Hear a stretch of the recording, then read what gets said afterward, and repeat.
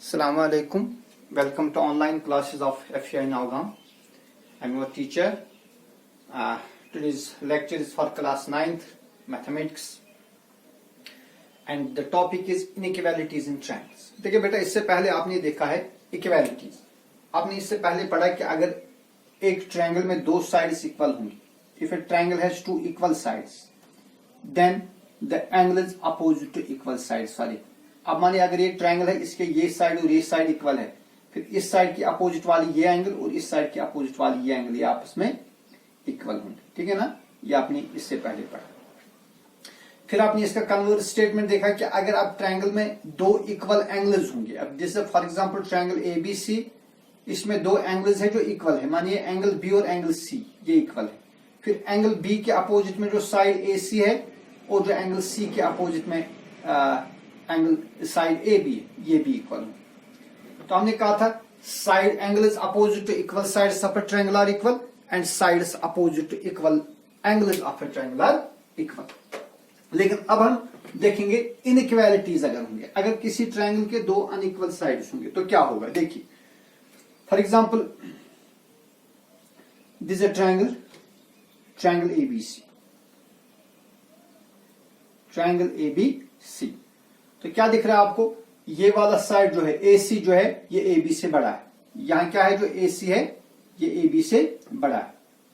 तो अगर किसी ट्रायंगल में दो अनइक्वल साइड्स होंगे तो जो बड़ा साइड है उसके अपोजिट में बड़ी एंगल होगी. तो यहां पर देखिए जो एसी है बड़ा साइड है, एसी के अपोजिट में है एंगल बी. फिर एंगल बी जो है ये बड़ी एंगल होगी किससे, जो ए बी के अपोजिट में है. ए बी के अपोजिट में angle C, then angle B is greater than angle C. ठीक है, तो इस इनइक्वालिटी का स्टेटमेंट इस तरह है, if a triangle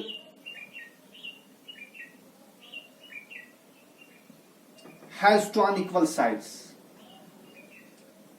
has two unequal sides, then the large side has greater angle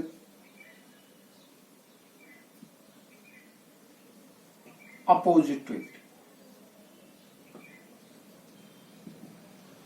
opposite to it. यानी अगर एक ट्रायंगल में एक साइड दूसरे साइड से बड़ा होगा तो बड़े साइड के अपोजिट में बड़ी एंगल होगी और छोटे साइड के अपोजिट में छोटी एंगल होगी. दैट इज जो आप इस तरह देख रहे हो, that is in triangle ABC,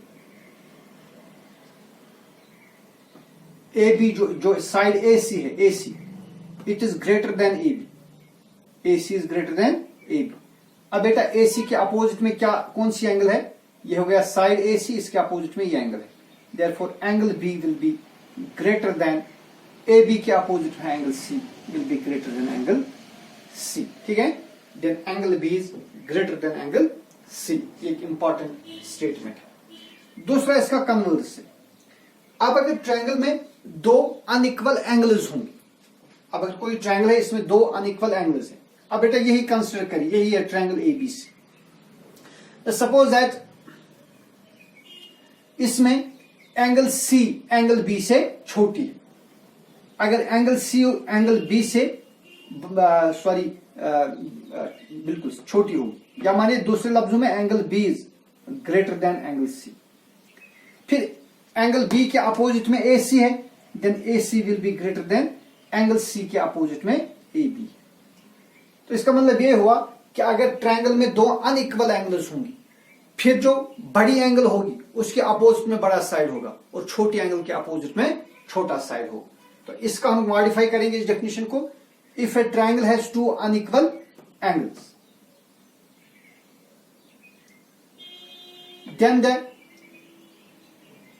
then the greater angle, then the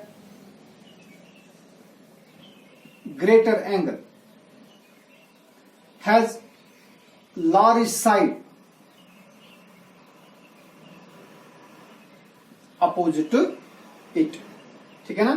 तो जैसे आप यहां देख रहे हो ट्रायंगल एबीसी में अगर एंगल बी एंगल सी से बड़ा होगा फिर ए सी ए बी से बड़ा होगा. इसका स्टेटमेंट है If a triangle has two unequal angles, then the greater angle has a largest side opposite to it. ये आपको दूसरा स्टेटमेंट याद रखना है. तीसरा है, किसी भी ट्रायंगल में दो साइड्स का सम तीसरे साइड से बड़ा होता है. Sum of any two sides of ए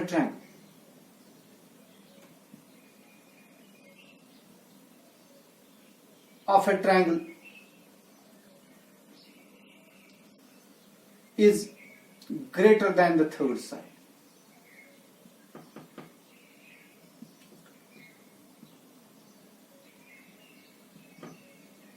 किसी भी ट्रायंगल में दो साइड्स का सम तीसरे साइड से बड़ा होगा, और अगर नहीं होगा तो ट्रायंगल नहीं हो सकती. ठीक है.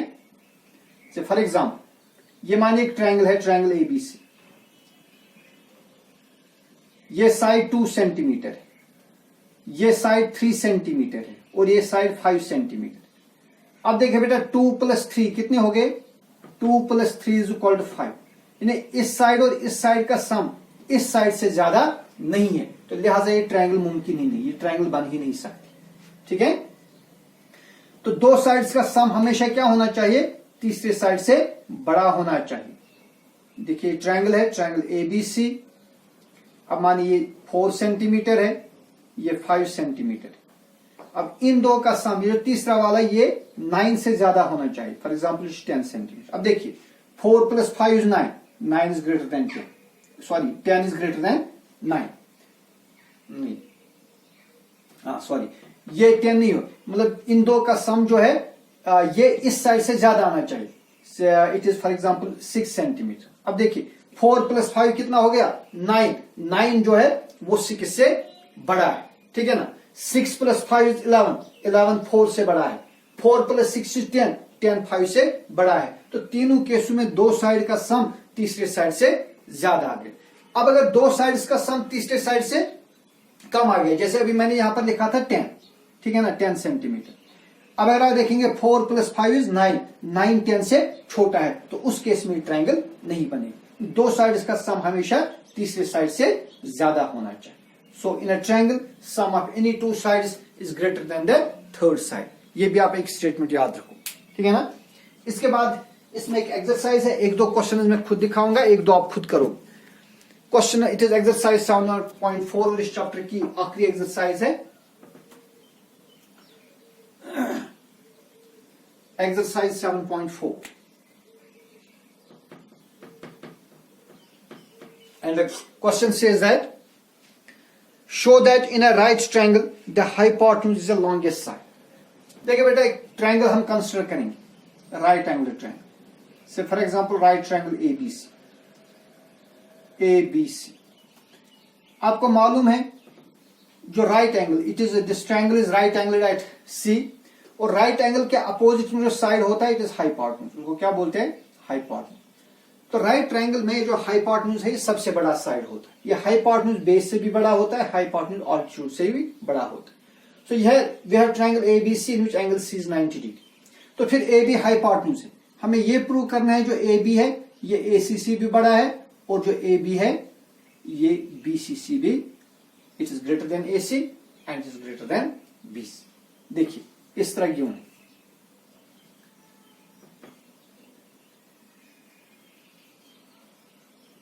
In triangle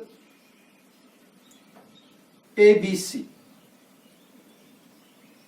angle C is equal to 90 degree.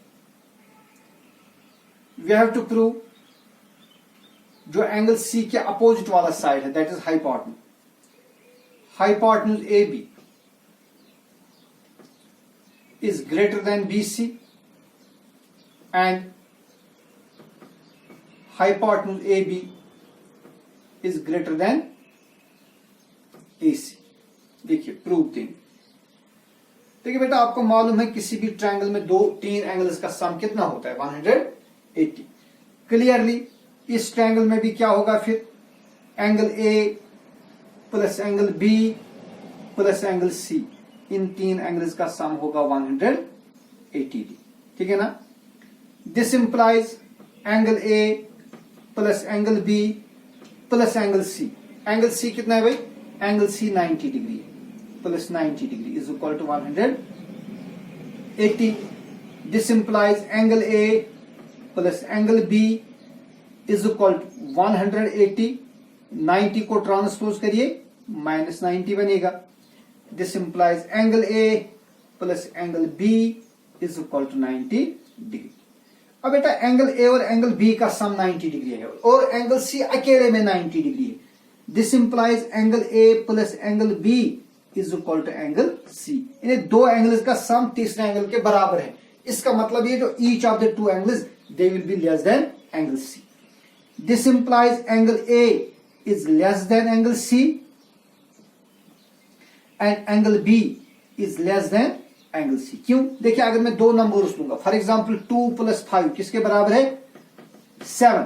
जो 2 है ये भी 7 से छोटा है और जो 5 है ये भी 7 से छोटा है. इसी तरह दो एंगल्स का सम तीसरे एंगल के बराबर है, लिहाजा ये दोनों एंगल्स जो है ये इंडिविजुअली एंगल सी से छोटी होंगी.